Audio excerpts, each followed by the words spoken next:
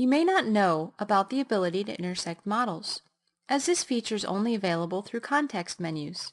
However, it's a very powerful modeling tool no SketchUp user should be without. Essentially, it allows you to overlap multiple objects and creates edges and surfaces where those objects intersect, resulting in new and potentially complex geometry.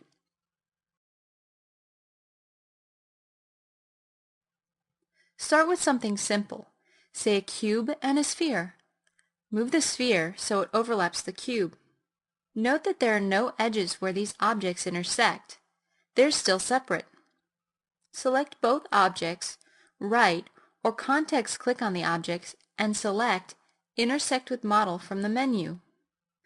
Now, there are edges where the objects intersect, and the final step is to delete some of the geometry to reveal the newly intersected form. You can see the different results possible depending on what you choose to delete or leave.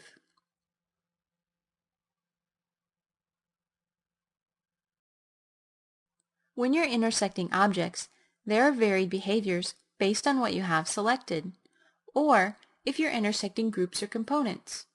To give you the most control over what objects to intersect together, let's examine the different options available to you. Here we have 3 different entities that are all overlapping. By selecting only 2 of the objects, I can choose to intersect only those 2 by choosing Intersect Selected. The third object is not affected. In this way, you can exclude parts of the model that you don't want affected by the Intersect tool, and be very specific about what you do intersect. When you're intersecting groups with other objects, it becomes very important to be aware of what context you're in, as that will determine where the intersecting edges go. For example, we have 2 objects here. One is a group and one is not.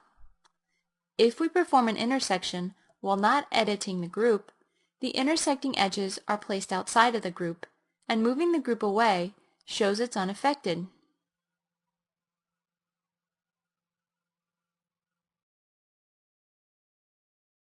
However, if we were to reset the scene and try again, this time we'll edit the group and perform the intersection while in the context of the group.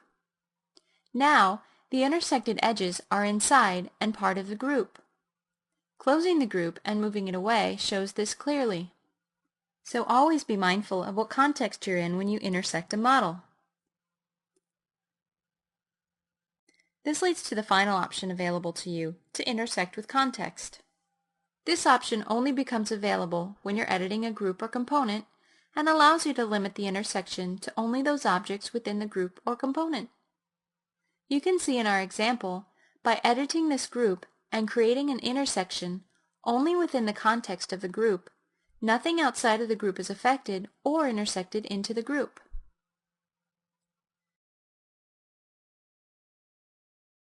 Now that you understand the ways to intersect a model, let's look at some tips to make you more effective. One of the most common tasks when intersecting is to be able to clean up the intersection afterwards. It often helps to make the intersecting shape much longer than it needs to be, thus making it easy to select and delete.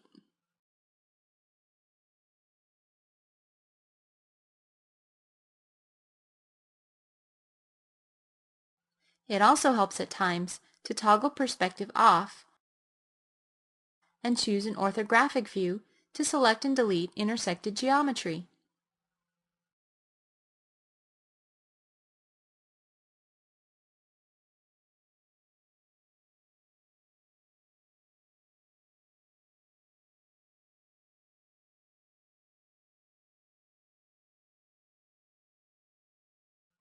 Finally, sometimes you realize the model you're creating would be better built as a mirrored component. Simply create an intersecting plane, move it to the middle of your model, and intersect it.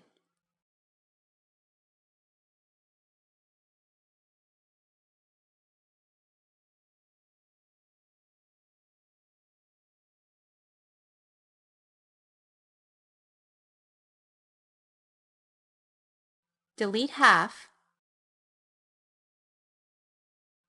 create your components, and mirror it to continue.